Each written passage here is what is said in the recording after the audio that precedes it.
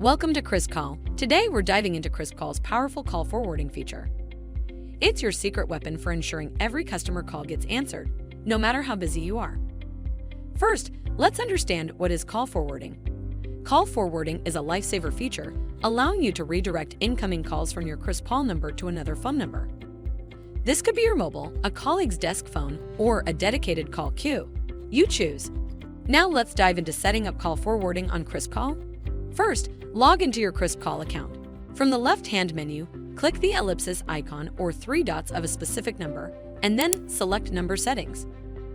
Once selected, scroll down and click Forward Calls under Incoming Call Strategy. Now, customize your call forwarding preferences by entering the destination number and specifying the conditions for forwarding calls. Once you're done, simply save your changes and you're all set. With call forwarding set up on KrispCall Workspace, you can stay connected wherever you are. Stay connected and never miss a call with KrispCall. Contact our chat support for more information.